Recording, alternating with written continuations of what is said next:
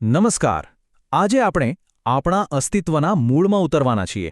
એક એવું રહસ્ય ઉકેલવા જઈ રહ્યા છીએ જેનું નામ છે આનુવંશિકતા.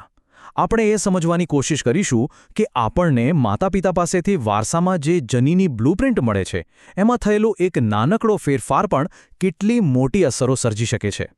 ક્યારેય વિચાર્યું છે કે પરિવારમાં અમુક ખાસિયતો કે પછી કોઈ ચોક્કસ બીમારી એક પેઢીમાંથી બીજી પેઢીમાં કેમ ચાલતી આવે છે? આ જ સવાલનો જવાબ આપણને આજના વિષયના ઊંડાણમાં લઈ જશે, જેનું રહસ્ય આપણા જનીનો અને રંગસૂત્રોમાં છુપાયેલું છે. તો આપણી આજની સફરમાં આપણે શું શું જોવાના છીએ? સૌથી પહેલાં આનુવંશિકતાની આ ભૂલભુલામણીને સમજીશું. પછી આપણે મેન્ડેલિયન એટલે કે એક જનીનને લગતી અનિયમિતતાઓ પર 2 ભાગમાં વાત કરીશું. ત્યાર પછી રંગસૂત્રીય અનિયમિતતાઓ પર નજર કરીશું અને છેલ્લે આ બંને વચ્ચેનો મુખ્ય તફાવત શું છે એ સ્પષ્ટ કરીશું. તો ચાલો શરૂઆત કરીએ આનુવંશિકતાની આ જટિલ પણ રસપ્રદ દુનિયાને સમજવાથી અને જોઈએ કે આપણને વારસામાં મળતી આ માહિતીમાં ક્યાં અને કેવી રીતે ગડબડ થઈ શકે છે. જો આનુવંશિક અનિયમિતતાઓને છે ને આપણે 2 મુખ્ય સ્તરે સમજી શકીએ. એક છે મેન્ડેલિયન અનિયમિતતા. આ જાણે કોઈ એક જ જનીનમાં થયેલો નાનકડો ફેરફાર કે ભૂલ હોય એવું છે. અને બીજું છે રંગસૂત્રીય અનિયમિતતા, જે આખા રંગસૂત્રની ગોઠવણીમાં જ કોઈ મોટો ફેરફાર હોય એવું છે. આ બંને વચ્ચેનો જે ફરક છે ને એ સમજવો બહુ જ જરૂરી છે. તો સવાલ એ થાય કે વૈજ્ઞાનિકો આ વારસાગત લક્ષણોને શોધી કેવી રીતે કાઢે છે? એ લોકો વંશાવલી પૃથ્થકરણ નામની એક પદ્ધતિનો ઉપયોગ કરે છે. આ એક પ્રકારની જાસૂસી જેવું જ છે, જેમાં કોઈ ચોક્કસ લક્ષણ કે રોગ એક પરિવારમાં પેઢી દર પેઢી કેવી રીતે આગળ વધે છે એનો ઝીવટભર્યો અભ્યાસ કરવામાં આવે છે. અને આ છે એ જ જાસૂસીનો નકશો, જેને વંશાવળી ચાર્ટ કહેવાય. અહીં જુઓ, ચોરસ એટલે પુરુષ અને ગોળ એટલે સ્ત્રી. જ્યારે કોઈ આકારને ઘાટો રંગ કરવામાં આવે તો એનો મતલબ છે કે એ વ્યક્તિમાં આપણે જે લક્ષણ શોધી રહ્યા છીએ એ જોવા મળે છે. આનાથી આપણને એક જ નજરમાં ખબર પડી જાય કે કોઈ લક્ષણ પરિવારમાં કઈ રીતે આગળ વધી રહ્યું છે, કોનામાંથી કોનામાં આવ્યું છે. ચાલો હવે આપણા પહેલા પ્રકાર પર ધ્યાન આપીએ અને જોઈએ કે કેવી રીતે માત્ર એક જ જનીનમાં થયેલો નાનકડો ફેરફાર પણ કેટલી મોટી અસર કરી શકે છે. આપણે શરૂઆત કરીશું એક્સ સંલગ્ન રોગોથી. અને આનું સૌથી સામાન્ય ઉદાહરણ છે રંગઅંધતા. આ એવી સ્થિતિ છે જેમાં લાલ અને લીલા રંગ વચ્ચેનો ભેદ પારખવો મુશ્કેલ બની જાય છે. અને આની પાછળનું કારણ છે એક્સ રંગસૂત્ર પર રહેલું એક પ્રચ્છન્ન એટલે કે દબાયેલું જનીન. અને આ આંકડો ખરેખર ચોંકાવનારો છે. દુનિયાભરમાં લગભગ 8% પુરુષોમાં રંગઅંધતા જોવા મળે છે. આ કોઈ નાની સૂની સંખ્યા નથી. હવે એની સરખામણીમાં સ્ત્રીઓમાં આનું પ્રમાણ માત્ર 0.4% છે. આટલો બધો તફાવત કેમ? કારણ બહુ સીધું છે. પુરુષોમાં ફક્ત એક જ એક્સ રંગસૂત્ર હોય છે, જ્યારે સ્ત્રીઓમાં 2 હોય છે.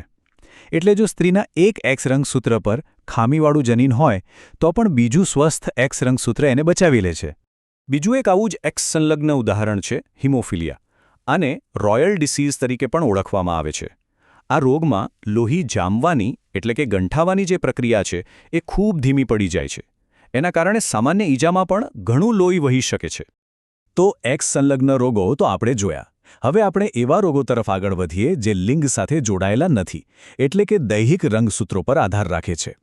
આ પ્રકારના રોગો સ્ત્રી અને પુરુષ બંનેને લગભગ સમાન રીતે અસર કરી શકે છે. સિકલ સેલ એનિમિયા એક એવી જ દૈહિક સંલગ્ન પ્રચ્છન્ન અનિયમિતતા છે. આમાં થાય છે એવું કે હિમોગ્લોબિનની રચનામાં ફેરફાર થવાને કારણે આપણા રક્તકણોનો ગોળ આકાર બદલાઈને દાંતરડા જેવો થઈ જાય છે. પણ સવાલ એ છે કે આટલો મોટો ફેરફાર થાય છે કઈ રીતે? અને નવાઈની વાત તો એ છે કે આખી ગેમ બગડે છે ડીએનએ કોડમાં થયેલા માત્ર એક જ અક્ષરના ફેરફારથી. જ્યાં જીએજી હોવું જોઈએ ત્યાં ભૂલથી જીવજી થઈ જાય છે. અને આ એક નાનકડા ફેરફારનું પરિણામ પ્રોટીન બનતી વખતે ગ્લુટામિક એસિડની જગ્યાએ વેલાઇન નામનો એમિનો એસિડ આવી જાય છે. બસ આટલી જ ભૂલ. અને આ એક ભૂલ હિમોગ્લોબિનનો આકાર, એનું કામ બધું જ ઊંધું ચત્તું કરી નાખે છે. સિકલ સેલ એનિમિયા સિવાય પણ ઘણી મેન્ડેલિયન અનિયમિતતાઓ છે, જેમ કે ફિનાઇલ કીટોન્યુરિયા, જેમાં એક ચોક્કસ ઉત્સેચકની ઉણપ મગજના વિકાસ પર અસર કરે છે. અથવા તો થેલેસીમિયા, જેમાં શરીરમાં પૂરતું હિમોગ્લોબિન જ નથી બનતું, જેના કારણે સતત થાક અને નબળાઈ રહે છે. અત્યાર સુધી આપણે એક જનીનની વાત કરી. હવે ચાલો થોડું મોટા પાયે વિચારીએ અને સમજીએ કે જ્યારે આખા રંગસૂત્રમાં જ કોઈ સમસ્યા સર્જાય ત્યારે શું થાય છે. મોટાભાગની રંગસૂત્રીય અનિયમિતતાઓનું મૂળ કારણ છે એન્યુપ્લોઇડી. આ એક એવી સ્થિતિ છે જેમાં કોષ વિભાજન વખતે રંગસૂત્રો યોગ્ય રીતે વહેંચાતા નથી. એના પરિણામે કોઈ કોષમાં એકાદ રંગસૂત્ર વધી જાય છે અથવા તો ઘટી જાય છે. આના 3 મુખ્ય ઉદાહરણો જોઈએ તો એક છે ડાઉન સિન્ડ્રોમ, જેમાં 21માં રંગસૂત્રની એક વધારાની કોપી હોય છે. બીજું છે ક્લાઇનફેલ્ટર સિન્ડ્રોમ, જેમાં પુરુષમાં એક વધારાનું X રંગસૂત્ર હોય છે. અને ત્રીજું છે ટર્નર સિન્ડ્રોમ, જેમાં સ્ત્રીમાં એક X રંગસૂત્ર ઓછું હોય છે. આ ત્રણેય કેસમાં અંતે એવું થાય છે કે વ્યક્તિના કોષોમાં સામાન્ય રીતે 46ને બદલે 47 અથવા તો 45 રંગસૂત્રો હોય છે. તો આપણે જનીન અને રંગસૂત્ર આ બંને સ્તરે થતી અનિયમિતતાઓને જોઈ. ચાલો હવે આ બધી માહિતીનો સારાંશ કાઢીએ અને સૌથી મહત્વનો તફાવત એકવાર ફરીથી પાક્કો કરી લઈએ. અને આ તફાવતને સમજવાની સૌથી સરળ રીત આ છે. મેન્ડેલિયન અનિયમિતતાને તમે આપણી આનુવંશિકતાની રેસિપી બુકમાં થયેલી એક સ્પેલિંગ મિસ્ટેક તરીકે વિચારી શકો છો. જ્યારે રંગસૂત્રીય અનિયમિતતા એટલે એ રેસિપી બુકનું આખું પાનું જ ગાયબ થઈ ગયું હોય અથવા તો 2 વાર છપાઈ ગયું હોય. આટલો મોટો તફાવત છે. આ બધી સમજણ આપણને એક મોટા અને ખૂબ જ મહત્વના સવાલ પર લાવીને મૂકે છે. આનુવંશિકતાનું આ જ્ઞાન આપણા સ્વાસ્થ્યના ભવિષ્યને કેવી રીતે આકાર આપી શકે છે? શું આપણે આ જાણકારીનો ઉપયોગ કરીને રોગોને થતા પહેલાં જ રોકી શકીશું?